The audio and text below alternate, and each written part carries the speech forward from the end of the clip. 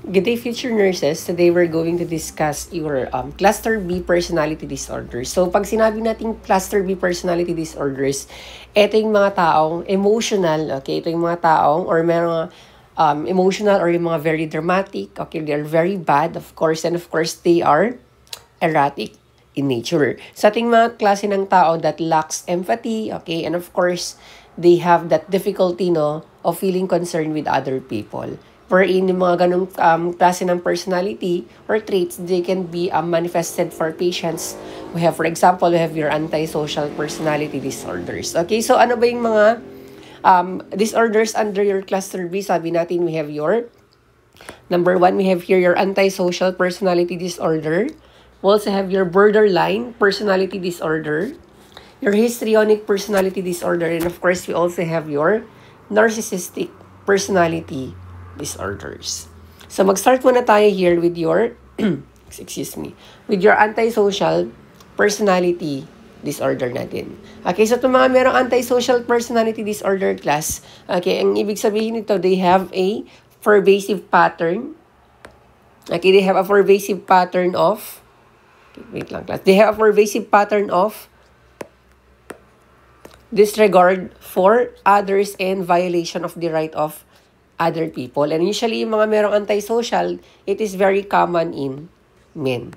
And of course, pag sinabi natin antisocial yan, class, okay, ito yung mga client natin that have history of conduct disorders during their childhood, okay? And of course, since yung mga merong antisocial personality disorder, nagkakaroon sila ng maladaptive behaviors, usually nanggagaling yan, not to discriminate them, okay, nanggagaling yung mga yan, for those person who are under or belongs to the to have that low socioeconomic status. Okay? So pag sinabi kasi nating antisocial yan, class, ito yung mga taong ito talaga yung mga taong sabi natin kanina, talagang dinidisregard nila yung right ng ibang tao. Okay? And of course, through that, okay, anong ginagawa nila is this person, they are very deceiving, no? Okay, have to take note of this one. Pag mga antisocial na tao yung mind, they are very deceiving and of course, they are very manipulative.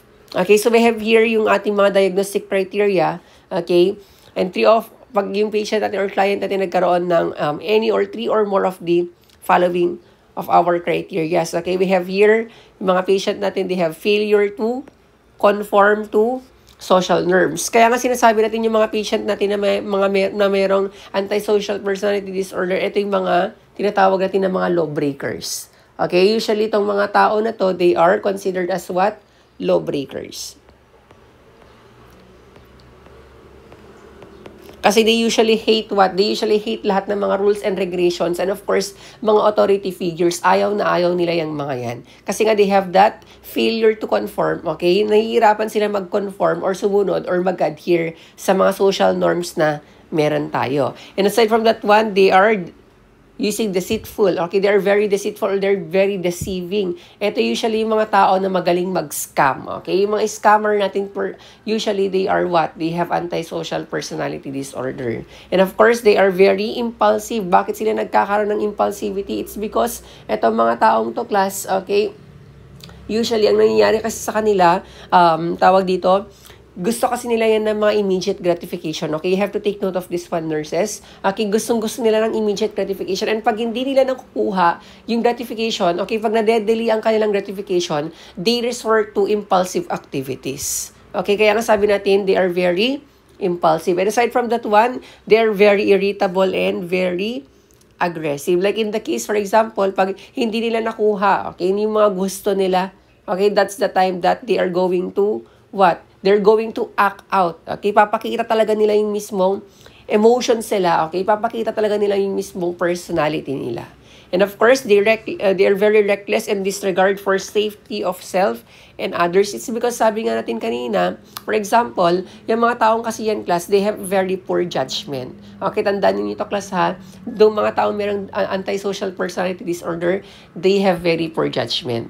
Okay, that's why they do not pay attention, no, to legality of their own actions. Kasi nga in the first place, okay, wala silang morals and values lang mga yan. Nagbe-base lang sila dun sa kanilang sa kanilang emotions pagdating sa kanilang decision making. Okay? And aside from that one, they are consistent, irresponsible, okay? Kasi nga sabi nga natin kanina, wala silang pakialam sa mga legality or mga they do not owe any responsibility or they do not owe they are not being accountable kung ano man yung magiging action sila. Kung ito man ay kakapahamak ng kanilang sarili or kakapahamak ng ibang tao. And of course, ito ang malala sa kanila, they lack remorse. Okay, wala silang pagsisisi na nararamdaman, wala silang guilt na nararamdaman. Kayang-kaya nilang mang-scam, okay? And then they tend to, kayang-kaya nilang, tawag dito, mga impulsive activities, okay, that could harm other people. It's because in the first place, kahit makapatay man yung mga yan, wala po silang remorse na tinatawag. Okay, wala silang guilt na nararamdaman kasi sabi natin kanina, pag antisocial personality disorder yan, they cannot empathize with other people. Okay? Of course, yung defense mechanism talaga na ginagamit ng mga patient na merong antisocial personality disorder, you have to take note of this one, nurses. Ang ginagamit nila na defense mechanism is your rationalization. Okay, bakit rationalization, sir? Kasi nga sabi natin kanina, pag kinall out mo yung taong may antisocial personality disorder, meron at merong mairarason yan. Kahit balik ko man yung rason niya, meron at meron pa rin siyang masasabi or may sasagot. Okay? Bakit kaya nagkakaroon, class? Bakit kaya nagkakaroon bakit kaya nagde-develop yung mga taong ng mga tao ng tinatawag natin na anti-personality disorder? Number one, it's because, okay, we have here, meron silang underdeveloped superego. Di ba sabi natin yung superego natin, that is yung ng conscience natin, yung guilt natin. Okay, kulang po sila sa ganon. Okay, underdeveloped po yung kanilang superego. That's why itong mga taong to, they lack guilt, okay? Lack of guilt, they do not have conscience on even remorse because they are unable to learn from experience of or punishment, okay? Kasi in the first place, sabi natin, matitigas talagang mga ulo ng mga to. Okay, wala silang pakialam, they disregard the rights of other people. Okay, and of course, they have lifelong disturbances that conflict with laws and customs. Kasi nga sabi natin kanina, they are law breakers. Okay, ayaw nila ng mga batas, ayaw nila ng mga rules and regulation, and of course, yung mga authority natin or yung mga authority figures natin. And aside from that one, they are unable to postpone gratification. They are very immature and very irresponsible. Kasi in the first place, kaya nga sila nagiging impulsive. It's because what? It's because they cannot delay any gratification. They will always consider yung mga needs nila as an immediate one.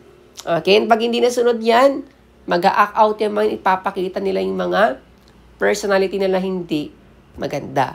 And of course, they're randomly acting out egocentric impulses on society. Ibig sabihin ng egocentric, sila ay mga makasarili.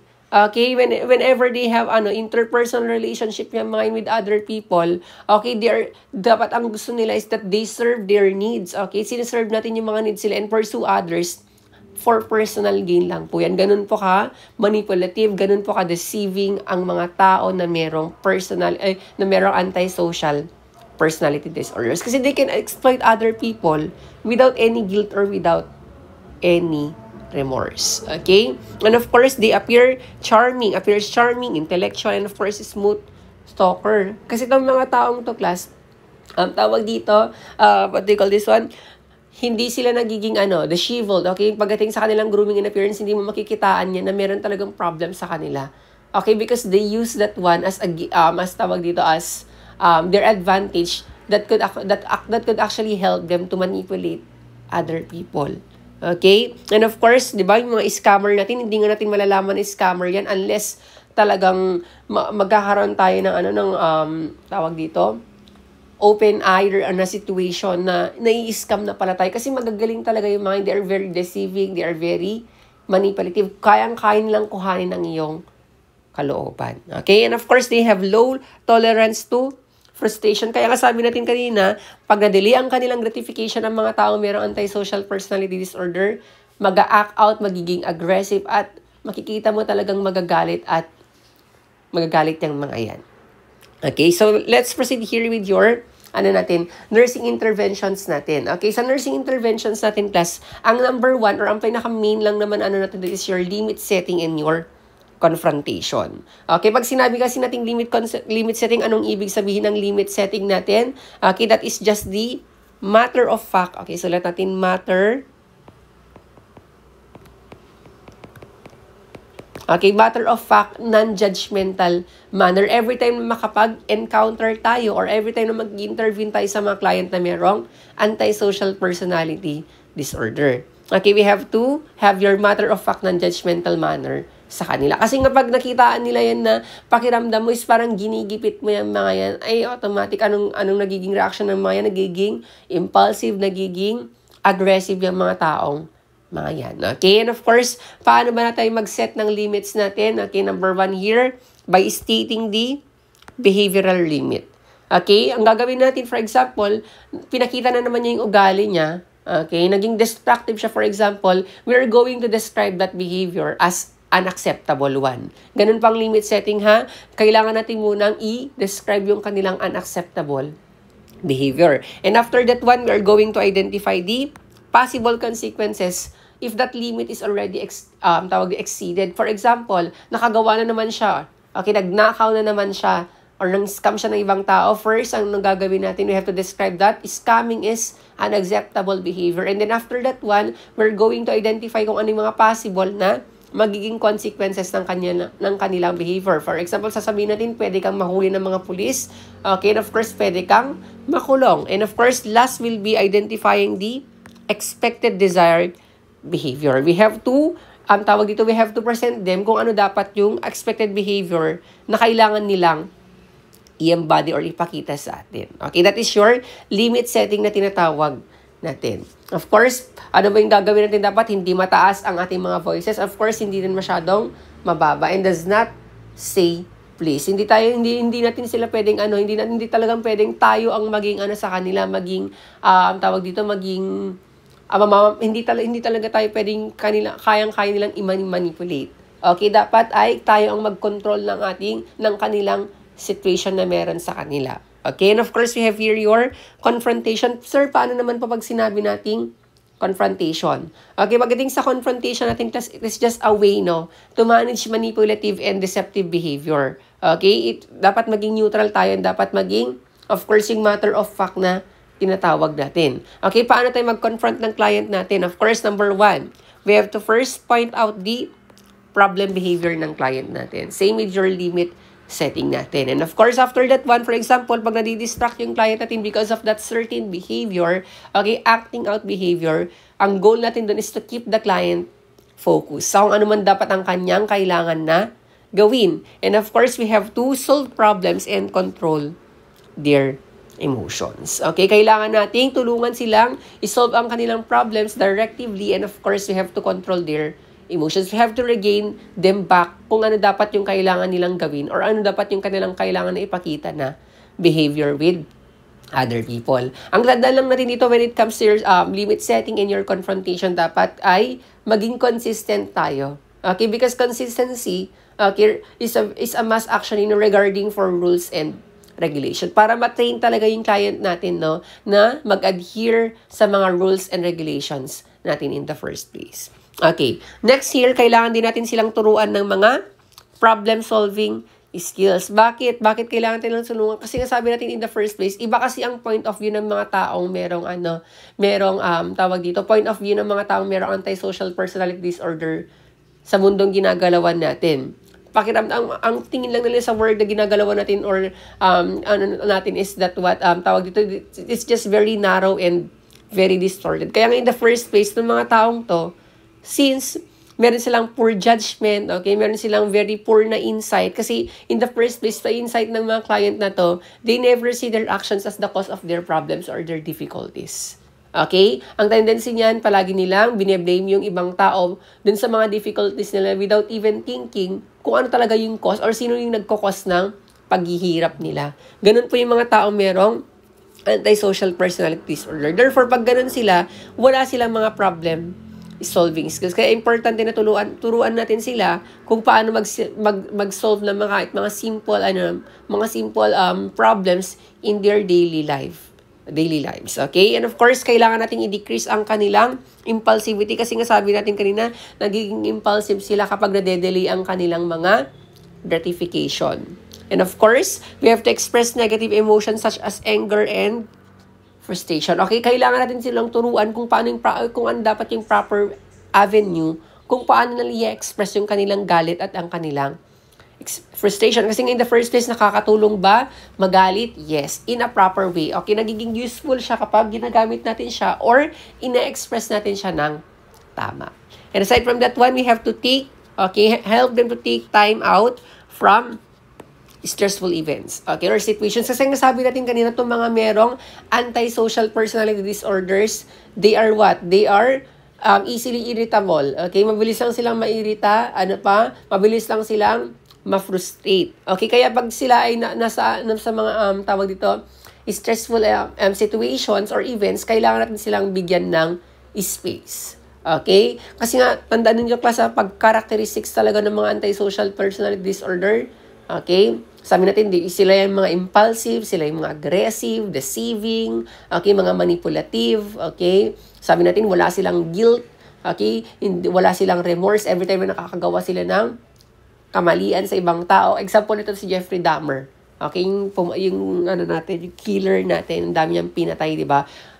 Wala talaga siyang remorse sa mga ginawa niya. Example yun is a great example of your antisocial personality disorders. Ito yung mga pwedeng makapatay. Okay? Ito yung mga criminal natin. Pwedeng maging criminal kasi in the first place, wala silang guilt or remorse na pwedeng maramdaman just in case na makapatay sila ng ibang tao. That's why ang goal natin is here to enhance their role performance in the society. And of course, we have to identify barriers to the role fulfillment. Kung may mga bagay ba na nakakahadlang, okay, para sila ay magbago. Kung nahihirapan sila, of course, that's already responsibility as a nurse para tulungan sila. And of course, we have to decrease eliminating the use of drugs and alcohol. Kasi in the first place, sabi nga natin kanina, okay, ito yung mga taong ito yung mga taong ayaw nila ng mga rules and regulations and of course yung mga authority figures natin. Okay? So that is your tinatawag natin na anti-personality disorder. So next naman tayo here with your borderline personality disorder. Ito yan. Baka marami na makaka-relate sa inyo dito. Okay? So sana wala naman, no? Okay? So that's sa ating borderline personality disorder naman. Ito yung mga taong very unstable. Okay? They're very dramatic. Okay, and of course, they have unstable or labile na interpersonal relationship with other people. Okay? Saan natin nakikita itong mga merong BPD na tinatawag sa mga kababaihan?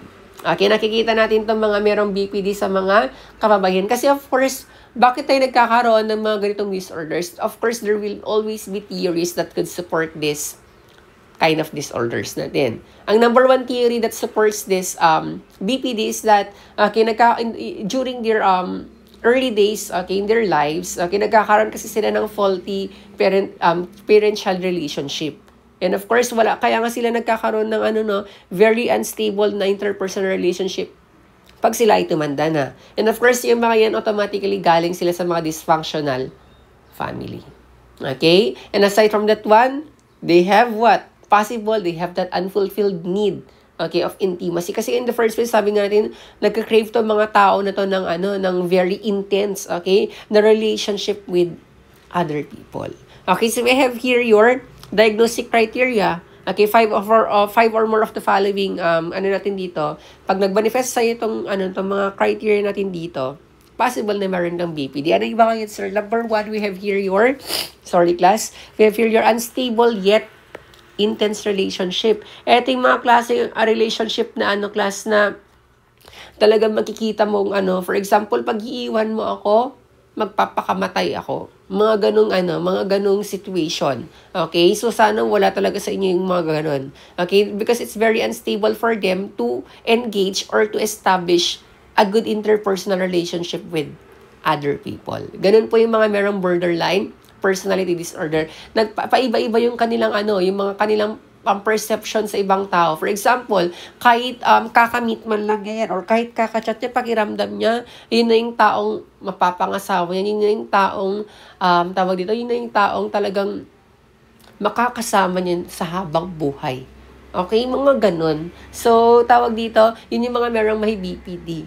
Kasi kaya nga siya natin tinawag na borderline, pangit talaga, or mga salbahe itong mga to in the first place. So, pagdating sa mga interpersonal relationship nila with other people. Okay? Of course, they have identity disturbances. Okay, anong ibig sabihin nito, sir? Disturbed po ang kanilang mga self-concept class. Okay, disturbed yung kanilang self-concept in the first place. Kasi nga, nagkakaroon sila ng unstable view of themselves in the first place. Okay? Wherein yung tingin nila sa sarili nila, nagkakaroon niya ng shifting of very dramatically and very sudden yung kanilang pananaw. Okay? Pagdating sa kanilang mga sarili. Okay? And of course, they have impulsivity of at least 2. Eto ha. Okay, they have impulsivity of at least 2. It's either sila yung mga nag-overspend, okay, nag-hoard. Ayan yung mga talagang addict sa mga shopping, okay, online shopping or whatsoever. Ano pa? Okay, it's either sila ay nagiging impulsive pagdating sa mga sex or even yung mga ang tawag dito, yung mga they engage themselves into unprotected sex. Okay? And of course, they have what? Substance abuse. Nagiging alcoholic sila, or the worst thing is that they engage themselves to illegal mga tawag dito, mga drugs. Okay? And of course, reckless driving and your binge eating. Okay? So, anong example ng mga merong BPD ng mga sikat na artista? We have Kim Kardashian, okay? We also have Paris Hilton. Meron silang BPD yung mga yan, okay? Aside from that one, they tends to have self-detrimental behavior. Okay, that's why itong mga taong to, ng mga merong BPD class, they have what? They have that self-mutilation and they are even suicidal. Kaya para sa kanila, itong mga taong to, just in case iniwan mo, okay, naging intense or naging unstable na naman yung kanilang relationship with you. Okay, ang mga taong yan, pwede nilang patayin. Okay, sasabihin nila, they're going to kill themselves. Okay, nagkakaroon sila ng mga self-detrimental behavior. Okay, it's either pwedeng nilang saktan yung kanilang sarili. Okay, they're very common sa kanila ang cutting, mga ganyan, mga punching of the wall, and even with your burning. Bakit kaya nila ginagawa yun, class? That's already, ibig sabihin nun, pag sila ay tawag dito, nagsabi na, nag-state na sasaktan nila or papatay nila yung sarili na, that's already a cry for help para sa kanila.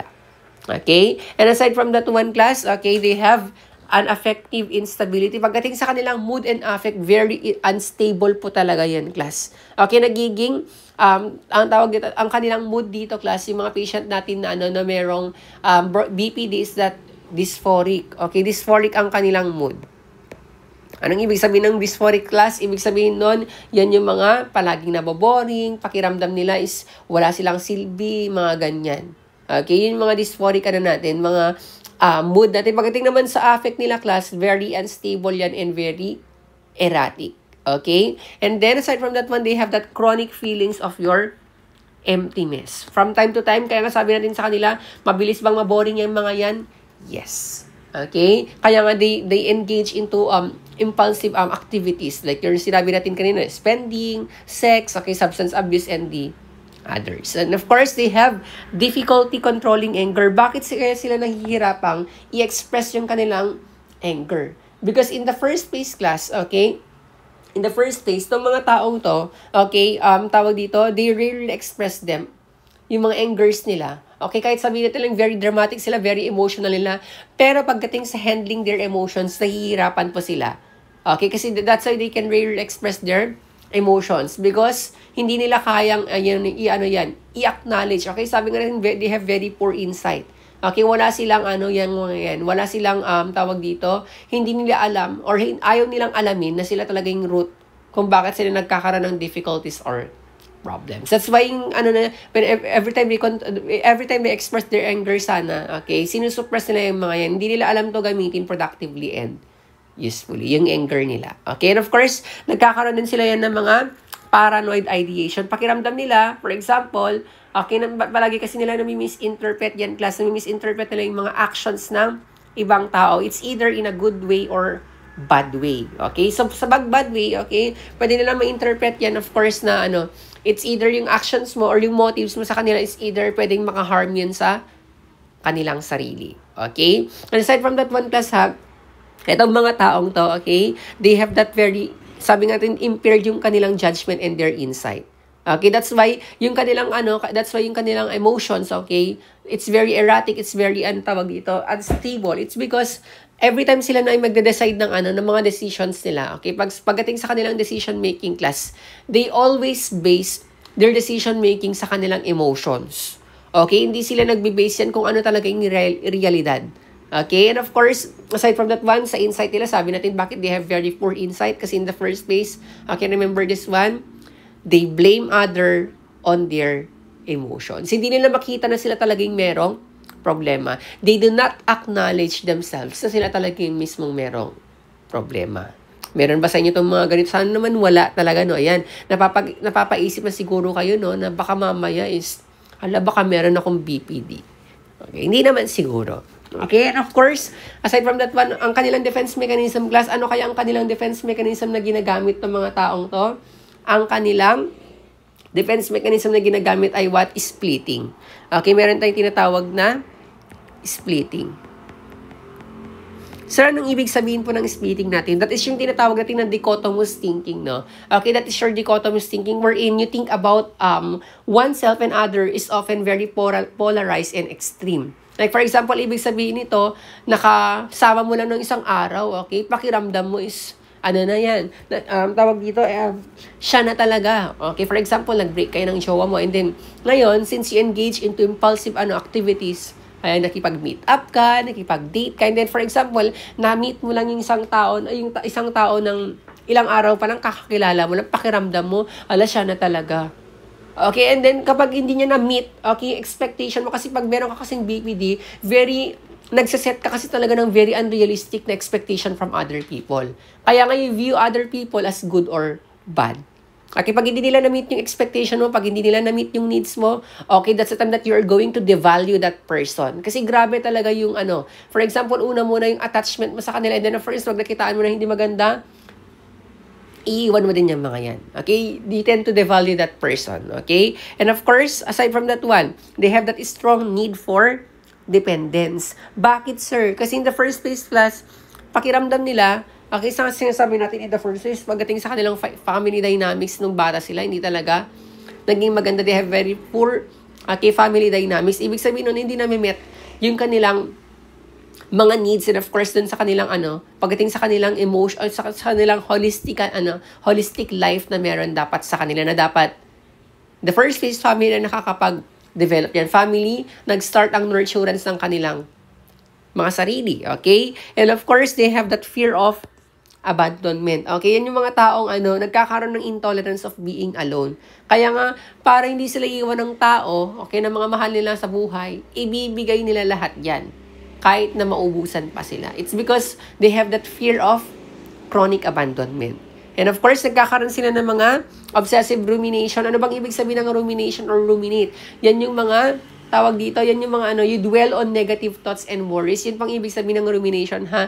Yung talagang, from time to time, iniisip mo yung mga bagay-bagay that are very negative. Okay? Yung mga thoughts mo that are very negative. Yan ang tinatawag natin na rumination. Okay? And aside from that one, pagdating sa kanilang self-concept, sabi natin kanina, meron silang identity disturbance kasi they view themselves very unstable. Okay? And of course, pakiramdam nila is that, tawag dito, pagdating sa kanilang self-concept is that, they tend to what? They tend to be very needy, they become dependent on other people. Okay? And of course, pag sila ay iniwan, yan, pinapakita talaga nila yung pagkasalbahe nila, nagiging angry yung mga yan, nagiging angry, okay, nagiging hostile, and of course, nagiging rejecting yung mga taong yan. Okay? And of course, they have difficulty to establish relationship kasi nga gusto nila ng intense relationship, pero pag pinakitaan mo sila ng hindi magandang ng mga magandang for example, na misinterpret nila yung mismong interest and motives sa kanila, or pinakita mong action sa kanila, they are going to devalue you, they are going to reject you. Okay, ganun po yung mga taong merong tinatawag natin na what we call this one, BPD. Kasi nga yung mga taong to, okay, bakit sila nahihirapang mag-establish ng ng relationship with other people? Kaya sabi natin nagiging unstable, nagiging stormy and intense yung relationship nyo with them. It's because for example, pag iiwan mo yung mga yan, they were going to engage in desperate manner or behavior to maintain and gain that specific relationship. Meron ba sa inyo yung ganun? Sana naman ay Wala. Okay, ano yung mga nursing interventions natin for patients who have your tinatawag natin na BPD? Number one, of course, sabi natin, since yung client natin class, they have the tendency to self-mutilation, they have the tendency to commit suicide. Kasi nga in the first place class ha, 8% to 10% yung mga tao merong yung mga tao merong BPD, they tend to commit suicide. Kaya hindi dapat natin siya pwedeng i-disregard or baliwalain yung kanilang mga self-mutilation or mga suicidal ideations na meron sa kanila. That's why, ang number one, okay, na priority natin dito is the safety of your client. We have to promote your client's safety because we have to always consider their suicidal ideation. Kung sila ba ay merong plan, okay, kung meron ba silang access, okay, to means of enacting that plan. And of course, kailangan din natin ma-identify yung mga kanilang mga self-harm behaviors. Okay? Para magkaroon tayo ng appropriate na intervention sa kanila.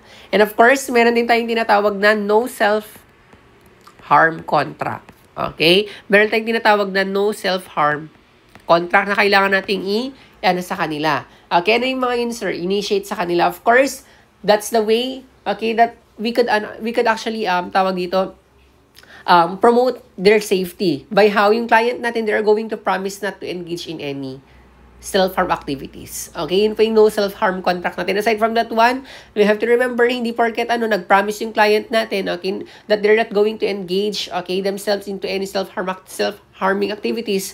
That doesn't mean, okay, hindi po yun yung promise nila sa kanilang sa atin ng mga nurses. It's either, yun po yung kanilang promise sa kanilang sarili na hindi nila gagawin yun. Okay, and aside from that one, through this no self-harm contract, okay, we could promote your what? We could promote your tinatawag natin na self-responsibility. Kasi in the first place, lahat ng merong personality disorders, they are not responsible for their own behaviors and for their own actions. Okay? Through this no self-harm contract, okay, it promotes your tinatawag natin na self-responsibility and encourage dialogue para mapag-usapan ninyo kung si client natin or si patient natin nagkakaroon na naman siya ng ideation para saktan ang kanyang sarili. Or the worst thing is that para patayin ang kanyang sarili. Okay, aside from that one, we have to allow them to safely express their feelings and their emotions. Bakit kailangan natin tulungan, class? Anong pwede natin gawin dito? Dapat tayo as a nurses, through our self-awareness, okay, kailangan nating what? Nurses must remain non-judgmental all throughout the session. Okay? Aside from that one, we have to help the client to cope and control their emotions. Bakit? Kasi in the first place, kailangan nating i-identify muna yung feelings nila. And of course, we have to learn to tolerate without exaggerating responses. Like ano ba yung exaggerated responses sa mga client na to? We have nagiging destructive sila, okay? And of course, they tend to what? To resort to any self-harming activities. That's why kailangan natin silang tulungan kung paano sila mag-cope, okay, or paano na i-control yung emotions nila every time na nagkakaroon na naman sila ng unstable and intense emotions. Ano yung mga yun? How can we help them? Okay, number one, we have to allow them to have their own journal entries. Okay, pag sinabi kasi natin journal entries, of course, journal. Okay, every time na nakakaramdam sila ng stress, okay, kailangan nila yung isulat.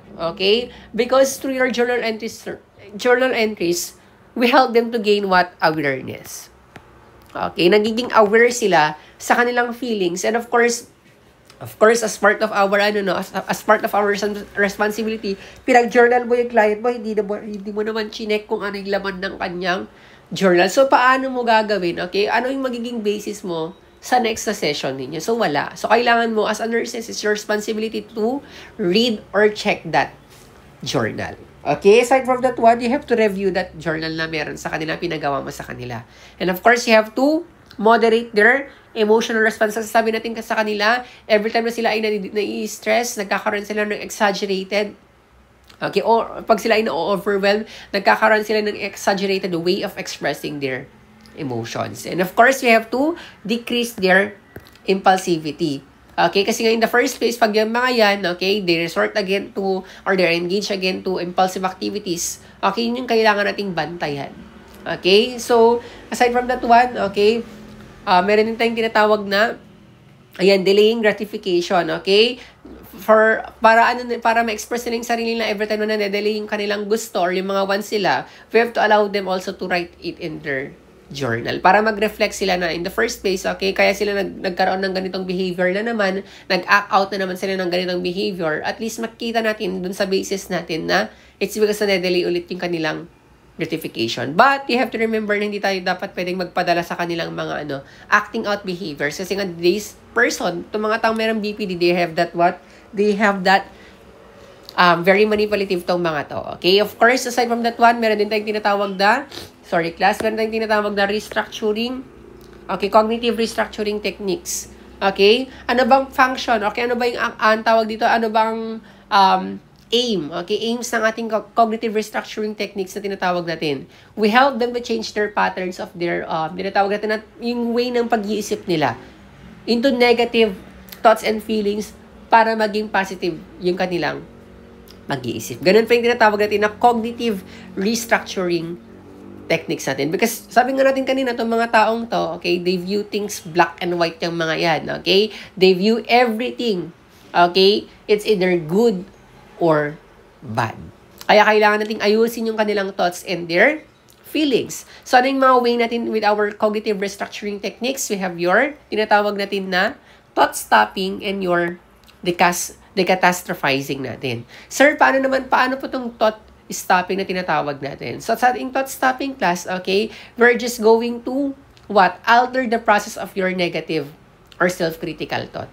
Okay, we're just going to alter or modify yung process mo ng kanilang negative way of thinking. And of course, pag sila ay nagiging, self-critical sa kanilang sarili. Kasi in the first place, unstable ba or disturbed ba ang kanilang self-concept? Yes. Okay, so through your thought stopping, okay, nagagawa natin i-replace, okay, yung mga negative emotions or thoughts ng patient natin. And of course, we reframe that negative thoughts into a positive one. Okay, yun pa yung tinatawag natin na thoughts stopping. For example, naiisip na naman yun, ang sama-sama kong tao, gusto ko nang magpakamatay. Okay, ang gagawin mo lang, thought stopping, sasabihin ng client natin, stop. Okay, pipigilan niya yung kanyang mga negative thoughts and feelings. Sir, paano naman pag sinabi natin decatastrophizing? Pag decatastrophizing naman, class, it's a way of how we assess situations realistically rather than assuming. Kasi yung mga client natin na merong BPD, they assume everything na, for example, hindi nila nagustuhan yung action mo towards them, they assume na ayaw mo na yan sa kanila. Ganun po itong mga client natin na merong BPD. Okay, so through your decatastrophizing, you are going to assess that situation para gawin mo siyang realistic para sa kanila rather than helping them to assume things that are not even true. Okay, so ano yung mga possible questions natin kapag decatastrophizing? Okay, so tatanungin mo sa kanila, so what is the worst thing that could happen to you? Okay, mag-iiwan ka ng jowa mo. Okay, so with that, okay, marirealize mo, maa-assess mo kung ano yung kanyang point of view pagdating sa kanilang relationship just in case na siya ay iiwan. Okay? And then, of course, you have to develop structuring time. Kasi every time na nagkakaroon sila, nakaka-encounter sila ng mga unstructured time and schedule, nagiging ano nangyayari sa kanila? Nagiging unhappy and nagiging ruminative yung mga taong yan. Iisipin nila na, for example, yung nag-set kayo ng schedule na imi-meet mo sila. And pag hindi mo na meet yung schedule or kung na-set niyo na time and schedule, okay, mag-iisip yan ng mga bagay-bagay na hindi maganda. Iisipin nila, siguro kasalanan ko to. Siguro kaya hindi niya ako minute kasi ang pangit-pangit ko. Kaya siguro dahil ang pangit-pangit ng ugali ko, wala na makakaintindi sa akin na ibang tao. Papatayin ko na lang yung sarili ko. Wala na akong silbi sa mundo. Ganun po yung mga, ng mga taong merong BPD class. That's why, okay, how could we help them to maintain, okay, to have that structured time is that, okay, we have to minimize, okay, by planning activities. Okay, we have to minimize this unstructured time nila by planning activities. Okay, kaya for example, pag nag-set ka talaga ng activity na ganito, okay, kailangan mo siyang gawin. Okay? For example, paano sila mas, paano sila mas magiging engaging, paano sila mas magiging cooperative through your tinatawag natin na written schedule. Okay, mas nakaka-follow sila pag naka-written form yung kanilang schedule. Okay? And of course, since sabi natin kanina, mabilis lang ma-board. Okay, itong mga tao merong BPD, kailangan natin silang bigyan ng space, no? Okay, or mga activities that could help them with their boredom, like your solitary activities. Okay, yung mga kaya nating ipagawa sa mga client natin when they are alone. And of course, next we have your teaching social skills. Okay, bakit kailangan natin silang turuan pagdating sa kanilang social skills? Kasi nga itong mga taong to, they tend to forget their boundaries with other people. It's very important to maintain our personal boundaries as a nurse and of course to our client as well. Okay? Kasi pagdating sa kanilang ang concept kasi nila class, pagdating sa personal boundaries, no, it's very unclear for them. Okay? Meron silang tinatawag na, sabi ko nga kanina, meron silang unrealistic expectation sa'yo. And of course, yung mga taong to, sabi nga natin kanina, they tend to misinterpret. Okay? Someone's genuine interest. For example, nandun ka lang naman as a nurse para tulungan sila. Anong kanilang magiging reaction sa'yo? Anong kanilang magiging statement? You are the best nurse in the world. Ikaw lang ang nakakaintindi sa akin. Yung ibang nurses dito, yung ibang doctor dito, hindi nila ako maintindihan. Ikaw lang po ang unang nakaintindi sa akin. Okay, ganun pa sila yan ka-manipulative. Okay, ganun pa yung mga kanilang mga statement. Every time na napapakitaan sila ng mga genuine interest. Or yan yung mga taong, for example, pinakitaan mo lang ng very bare minimum, okay? As part of your human, decency. Okay, yan. Misinterpret nila. Siguro, isipin nila, Allah, siguro in love sa akin tong taong to. Siguro, siya na talaga yung makakasama ko sa panghabang buhay. Wow! Diba? Charot lang. Okay, yun yung mga taong merong BPD. Ganun kasi yung kanilang way of thinking. Very distorted yung mga yan. Okay? And of course, we have to, we have to be very, very quite clear about our, every time we have to establish our boundaries with them. Kailangan din maging firm. Okay, we have to mag-set tayo ng very firm na way how we could establish our boundaries or personal boundaries with other people. With client with your BPD. Okay, next we have here your teaching your client effective communication skills. Okay, ang gagawin natin dito, meron tayong tawag na assertive communication. Gagamit tayo ng mga I statements. Okay, anong example nun? For example, para maging assertive yung client mo every time na nakikipag-communicate ka sa kanila, we have to what? Gagamitin mo yung I statement. Anong example nito? For example, pag nag-uusap kayo, nakikita mo siyang nung nag-express siya ng kanyang emotions, nakikita mong nakatingin siya sa floor. So, anong gagawin mo? I notice, okay? It seems like, I noticed you were looking at the floor when discussing your feelings. Para mas maging, gawin mo assertive yung iyong environment or yung mismong interaction nyo with each other. Para mas matulungan mo siyang mag-explore, okay? I mean, mag-explain, okay? Mag-express ng kanilang mga nararamdaman. Okay, and of course, you have to teach them basic communication skills by how, okay? Itong mga taong tong kasi is that, tawag dito, sorry kasi grabe kasi yung allergies ko, no?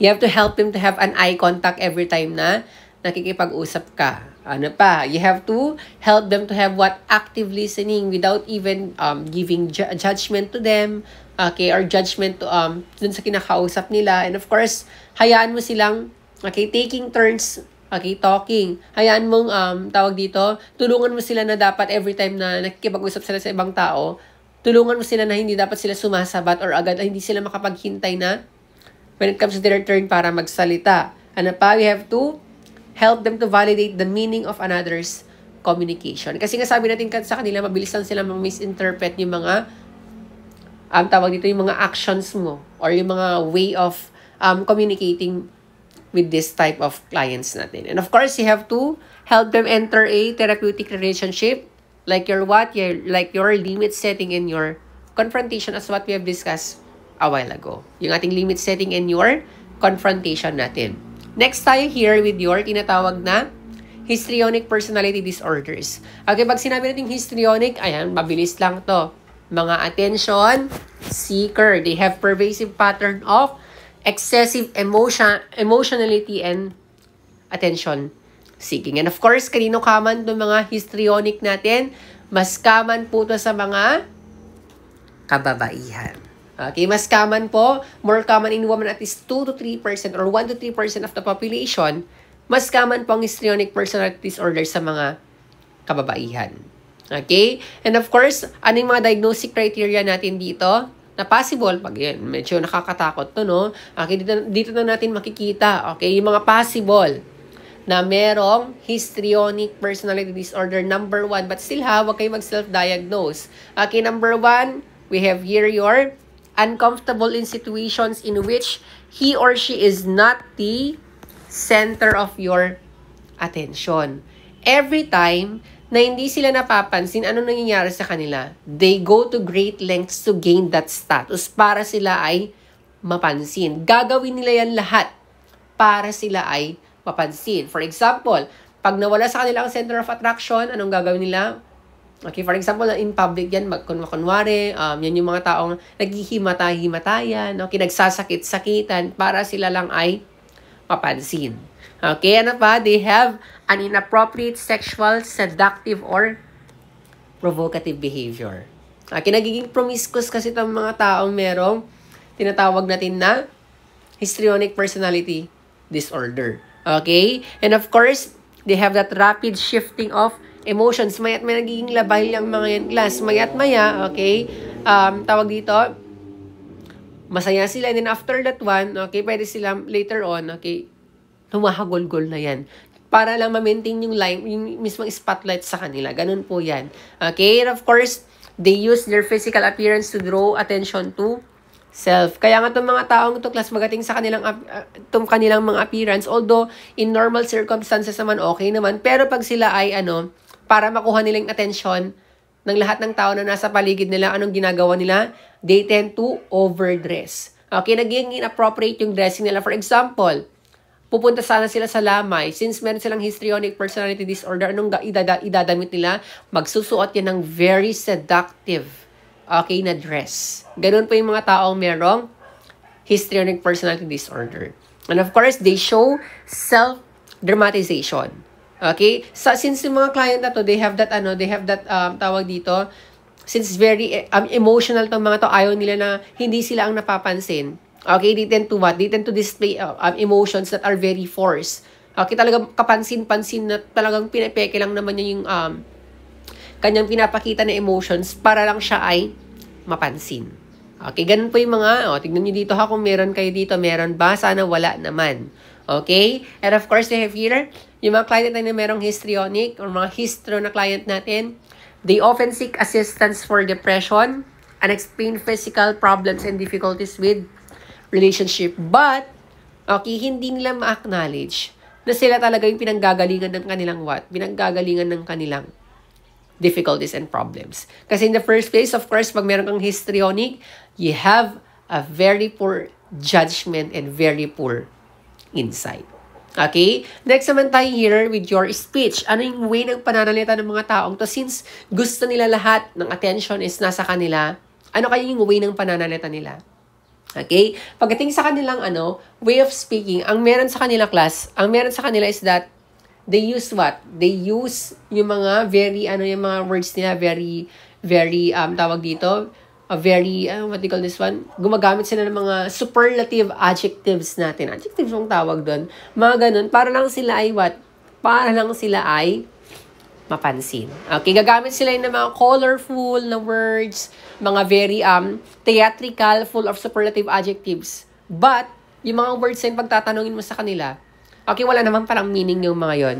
Okay, it lack details and very vague yung mga pinagsasabi ng mga taong merong histrionic. Okay, kahit walang katotohanan. Okay, and of course, sorry class, pagdating sa kanilang overall appearance, sabi natin kanina, they tend to what? Overdress. Nagiging inappropriate yung kanilang dressing sa mga occasions na pinupuntahan nila. For example, mag-go ka for job interview, pero since merong histrionic, nag-ball gown ka. Okay, mga ganon. Okay? And of course, they are very overly concerned with impressing others kasi nga they tend to please other people. Okay? Kasi they are very exaggerating.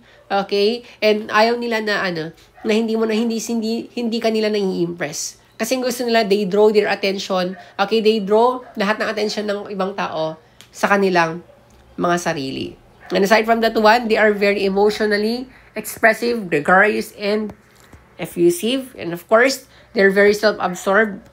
Okay, dapat lahat, okay, ng attention, dapat na ibibigay mo sa kanila. Kasi kapag hindi, ano mangyayari sa kanila? Magiging erratic yung mga yan. Magiging, tinatawag natin na dramatic. Okay, and of course, aside from that one, they are very highly suggestible. Okay, just to please other people. Okay, ina-agree nila lahat ng mga bagay-bagay. Para lang ma-please mo yung, or para lang ma-impress ka nila. Okay, ganun po yung mga taong merong histrionic personality disorders. And of course, they have that exaggerated intimacy of your relationship. Kasi nga itong mga taong ito, class, okay, they fish for fishing of compliments yung mga yan. In unsubtle ways na hindi talaga siya nakakabuti sa ibang tao. Okay? And aside from that one, they have that flamboyant na tinatawag, no, and they have that very inappropriate public behavior. Like, for example, kakakilala mo lang, pero hindi mo pa nga siya kilala ng todo. Tapos, nakikipag-beso-beso na yung mga, "Hi, bes! Kumusta kayo?" Mga ganyan. Kahit, talagang mai-intimidate ka sa kanilang reaction. Okay? Or yung pinapakita nila na public behavior nila, which is very inappropriate. Okay? Ito yung mga tao merong tinatawag na histrionic personality disorders. How about with our nursing intervention? How could we help them? Okay? Itong mga taong to na merong na merong histrionic personality disorders. Number one, you have to teach them social skills. Kasi yan po yung kulang sa kanila. Okay? They have that, pagdating sa kanilang relationship with other people, okay, it's very inappropriate, it's very, hindi talaga siya kaaya. Sabi nga natin kanina, very phony and very, very forced yung kanilang way of expressing themselves. And nakakairita yun sa ibang tao. Okay? So how? How can we help them? We have to provide factual feedback about their behavior. Kasi with our feedback, hindi mo pwedeng i-boost yung kanilang ego. Hindi mo pwedeng i-boost yung kanilang flamboyant behaviors. Okay, we have to give feedback as well. Factual feedback about their behavior. We have to focus on their appropriate alternatives, not merely criticizing their behavior na pinapakita nila. Okay, aside from that one, we have to explore their perception. No, pagdating sa kanilang perception, ano ba yung tingin nila sa sarili nila? And of course, to other people, okay, other reactions and behaviors of the people that surrounds them. And of course, you have to discuss social situations, okay? Kailangan mo ipaalam sa kanila na hindi sa lahat ng pagkakataon is ganito dapat yung pinapakita mong behavior. Okay, ganito dapat yung way ng pananamit mo. Okay, that's not merely criticizing them but helping them to focus on any other appropriate alternatives para hindi sila maging ganon. Okay, and of course, you have to explore their personal strength and assets. Okay, confidently para ma-boost mo yung kanilang self-esteem. Okay, kailangan mong i-consider din kung ano talaga yung meron sa kanilang na factual na kakayahan. Okay, ng mga strengths na meron sa kanila. Okay, and of course, you have to give assertive communication. Sabi natin pag assertive communication by using your I statements natin. Because your I statement that could actually promote them self-esteem. Okay, dito sa ating social situations, okay, nakalimutan natin, kailangan din natin silang turuan ng, sabi natin, social skills. Okay, dapat, ang kanilang environment dapat ay non-threatening, ha? Binibigyan natin sila ng non-threatening environment. Kasi pag once yan, na-threaten yan, okay, na mangyayari sa kanila, okay, magiging erratic po yung mga yan. Okay, and of course, we have to help them gain their confidence, okay? Kasi itong mga taong to, okay, they are just very, parang pakiramdam mo or parang sa tingin mo sa kanila, they are very confident, hindi po. Okay? And of course, aside from that one, you have to help them pagdating sa social skills. Sabi natin kanina, no, yung mga eye contact, okay, active listening, and of course, respecting and other space, tawag dito, personal space. Okay, so yun po yung tinatawag natin na histrionic personality disorder natin. Ayan, dito naman tayo last with our narcissistic personality disorder. Alam ko maraming makakarelate dito. Okay? Alam ko maraming mga, after ng discussion natin, marami kayong mapo-point out na possible merong cluster or type B personality disorders natin. So now, let's proceed with our last personality disorder. We have your narcissistic personality disorders natin, class. This is a pervasive pattern of grandiosity, okay? Ang taas-taas ng tingin nila sa sarili na meron silang mga fantasies, okay? Yan yung mga yan. And of course, they have that need for admiration, and then they lack empathy. Okay, ano yung mga diagnostic or criteria natin for patients na pwede kang meron kang narcissistic personality disorder? Number one, a grandiose sense of self-importance. Okay? Kasi nga in the first place, pakiramdam mo, you have that exaggerated talaga ha, na self-importance. Pakiramdam mo, ikaw yung pinakamagaling sa lahat. Okay? Ikaw yung pinakamaganda sa lahat. Okay? Ganun po talaga. Okay? And of course, we have that preoccupation with fantasies of unlimited success, power, brilliance, beauty, or ideal love. Kasi pagdating dito, kasi you have that vanity, no? In your personal appearance, pakiramdam mo through your appearance, okay, you have that, makukuha mo lahat-lahat. Kasi nga in the first place, pakiramdam mo, deserve mo lahat ng yun. Kasi in the first place, you have that very high or exaggerated na self or sense of self-importance. Okay? Also, we have that belief that he or she is special, ayan, and unique, and can only be understood by or should associate with other special or high-status people or institutions. So, yung pinapakita mo na behavior mo, na pakiramdam mo, you have that sense of self-importance, parang pakiramdam mo is that privilege yun ng ibang tao para malaman nila.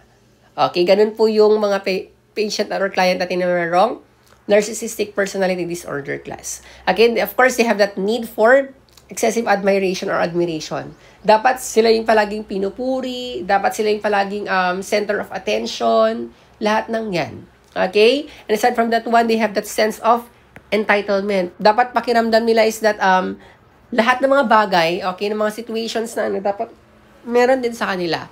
Okay? Like, for example, para pakiramdam nila, they have that privilege na dapat lahat ng bagay, okay, lahat ng tao na nasa paligid nila is that tawag dito, they're going to serve them. Kasi in the first place, they think highly of themselves. And of course, they have that interpersonal exploitative behavior, okay, for their own personal gain, okay, naging-redundant, for their personal gain, gagawin nila lahat yan, okay, para tawag dito, para, what they call this one, para, they have that strong need kasi, no, na dapat sila ay, siniserve ng ibang tao, kasi ang pakiramdam nila, they have that superiority complex na tinatawag.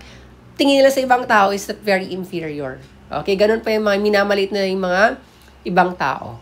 And of course, they lack empathy, they envy of others or believe that others are envious of him or her.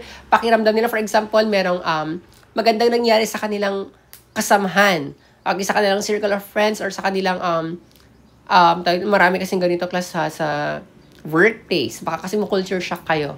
Okay, matatawa na lang talaga kayo kapag nakitaan mo ng mga criteria yung mga soon na maging workmates niyo or mga classmates niyo in general or mga friends or even with your family members, okay? Pakiramdam mo every time na nakakaangat ka, talagang i-intimidate ka naman. Paparamdam talaga nila na hindi mo deserve yung mga bagay-bagay na na-achieve mo. Kasi in the first place, they are very envious yung mind, very mainggit.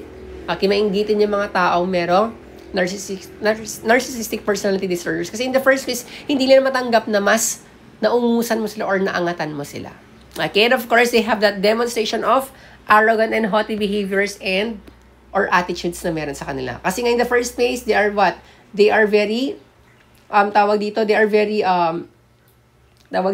very arrogant yung mga yan, very arrogant yung mga yan. Okay, and of course, haughty behaviors or attitudes, pinapakitaan ka talaga nila ng mga hindi mo magugustuhan na behavior that seems to threaten them. Napakaramdam nila is that hindi na sila yung mismong mas superior over sa'yo. Okay? So, usually, class, yung mga magiging, natin dito, class, nursing interventions natin. Okay, tandaan ninyo, class, ha, that your narcissistic clients natin or patients natin, they are one of the greatest challenge na hinahandle ng mga nurses. Kasi in the first place, since ang taas-taas ng tingin nila sa sarili nila, nahihirapan silang makipag-cooperate yung mga yan.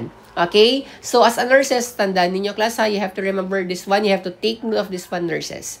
Okay, you have to use your self-awareness skills to avoid that anger, okay? To avoid the anger and frustration towards them. Kasi talagang, pag naka-handle ka, naka-encounter ka ng mga narcissistic na client natin, talagang nakakagalit siya, nakakapanggiliiti, nakaka-frustrate talaga siya, class. That's why kailangan natin gamitin ang ating mga self-awareness skills natin. And of course, every time na itong mga taong kasi merong narcissistic personality disorder, sabi natin kanina, no, they are very, yung mga yan, they are very, tawag dito, arrogante yung mga yan. Okay, so, we have to what? Pag, for example, verbally abuse ka ng client na merong okay, na merong narcissistic personality disorder, you have to what? Do not internalize that criticism from your, from that client personally. Kasi in the first place, pag ginawa mo yun, di mas na-boost mo lang yung kanilang superiority complex na tinatawag natin. Okay? So, pag ganon, you have to set limits. Okay? Set firm limits every time na nagiging, okay, na nagiging verbally abusive sa'yo, yung mga taong merong narcissistic personality disorder. So, yung mga way natin, of course, matter of fact approach pa rin, you have to gain the cooperation with needed treatment. Kasi itong mga taong class na to, merong narcissistic personality disorders, okay, wala sila nakikitang kamalian sa kanilang sarili. Kasi in the first place, they have a very poor and they have that, very limited insight. And of course, pagdating sa kanilang self-esteem, very fragile and very vulnerable yung mga yan.